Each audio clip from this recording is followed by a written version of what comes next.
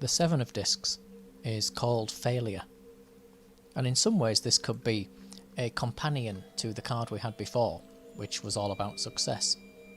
This shows what would happen if, literally, the glass of which was once full is turned upside down.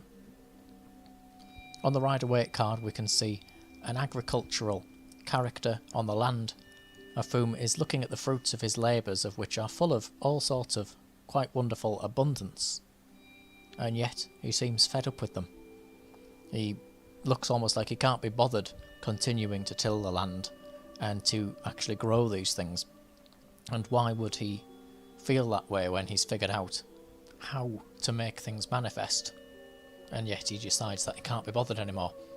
Well, that's what this card is all about. On the Tree of Life, it's Netzach in the world of Isaiah. And Netzach is concerned with endurance, and yet it also has a great sense of chaos surrounding it, and it's not a random chaos, but one of which degenerates from what comes before it. And so previously we were in Tifereth, and that's that wonderful state of harmony, and everything was extremely well balanced. And as we leave Tifereth and come down into Netzach, the things around us and the way we feel about them, because we're also concerned with the emotion here, changes form, and so it looks different. And so what we see in Netzach here on the 7 is a distorted and twisted version of the energy that we saw on the previous card, which was success. And so obviously here we have failure. This card is actually very dark in colour. It's quite black, there's not much actual sunlight or anything like that coming from it, and so it really does show the night as opposed to the day like we had before. Astrologically, it's Saturn in Taurus, and this symbol we see actually all over the card. The actual discs on here all contain within them symbols of Saturn and Taurus, just repeated over and over again. And so Saturn, of course, is concerned with time and limitation, the awareness that things will die and decay, like we've seen.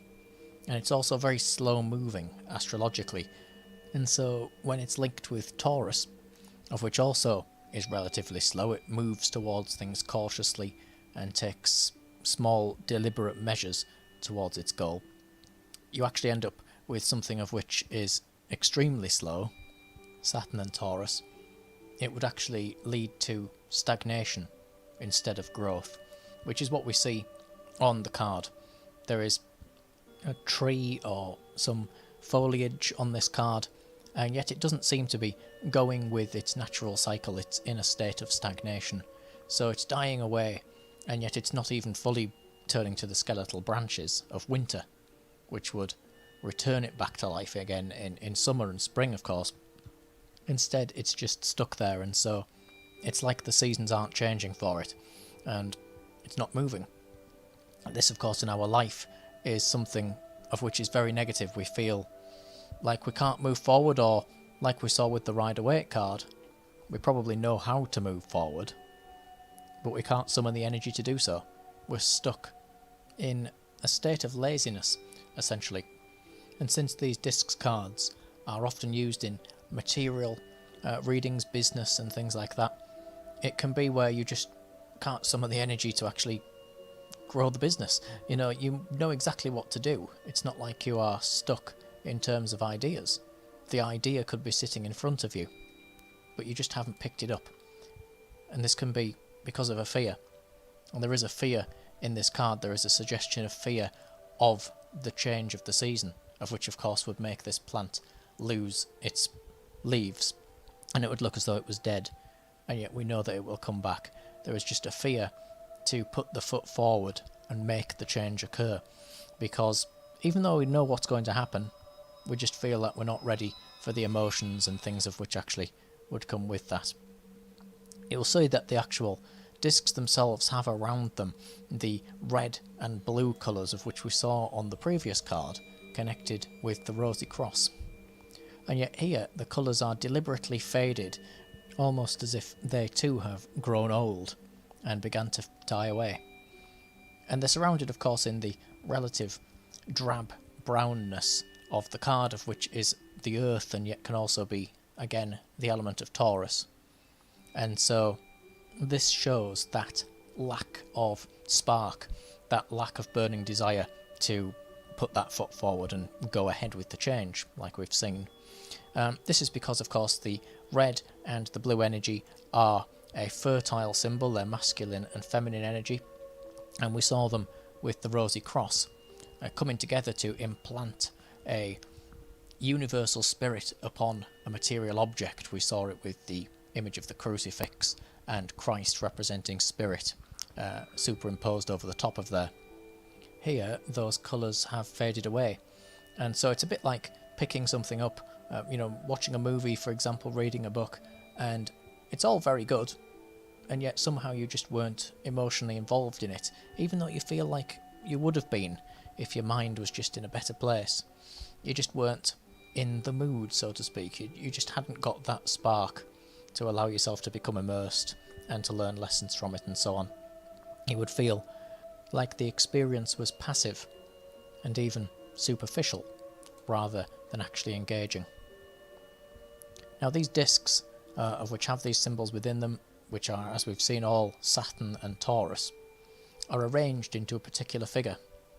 And this is a rather strange image. This is part of a series of images connected with divinatory geomancy. And so the throwing of rocks or even bones, symbols, into a series of patterns for a type of divination.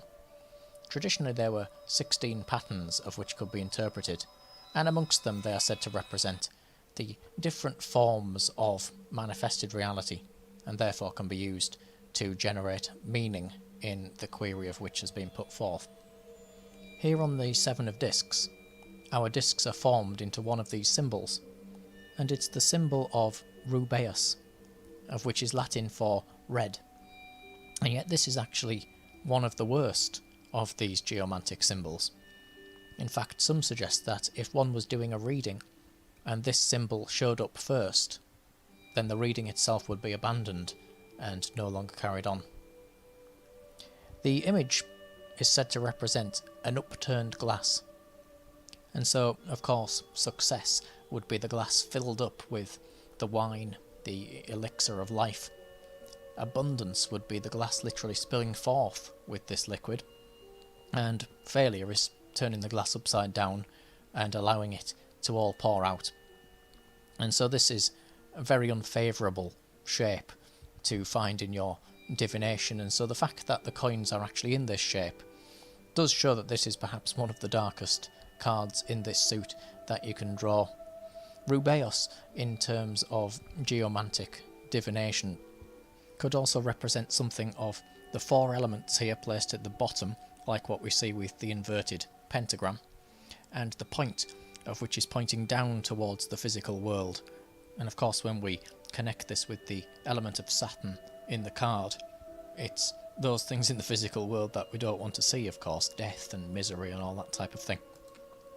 It's called red as well because it can mean that the wine in the glass, that elixir of life, has spilled down onto the ground. It's stained the ground, and it could have even stained us, metaphorically, which can mean that this could represent a type of anger, lashing out due to a temporary mishap, like tipping a glass over, so to speak. And so, of course, that can set off a snowball effect, and your anger could turn into violence, and then people could get hurt, and it goes on and on and on until you're in a quite deep level of darkness. And so that's why this is a bit of a warning, actually, in some regards, this card. It's not entirely without hope, of course. There is always some type of glimmer of hope in these things, and yet it's not a good card. It can mean a difficult period in your life, and specifically in terms of finances, and in terms of business and the gaining of things in life. And the sense of hope that one can get from it is to look at these symbols of Saturn, of which is actually, we often fear Saturn, and there is that fear in the card. We have to move beyond the fear of it and look at what it can teach us, and that is that it's about time. And so we have to step back and allow a period of time to pass. Yes, the glass has tipped over and the wine has spilled out, but instead of lashing out immediately, imagine if this could happen much slower, and you could understand the consequences of the actions. You could understand that there's always a way to turn the glass back up and pour out another glass. It's not the end of the world, even though it may feel so during its actual time. And of course the card suggests that we're not putting the effort in. We know how to put the effort in, but we can't actually be bothered, like we saw with the Rider-Waite card. And so we have to find something of the element of that Father of Time in Saturn, and in a positive spin on it, know that the spark will return. Something will show itself in our physical world, of which could come from the corner of our eye, or could come from a simple word that somebody says, or from anywhere. And we will begin to snap out of this state of sloth and understand that if we want to make things succeed again, we actually have to physically get up and turn the glass back over. It's not going to turn back over on its own. And so we step back, we analyse what it is that's causing us the fear or the anger or the lack of energy. We allow it to be, we allow it to pass, and then we will know how to move on from it.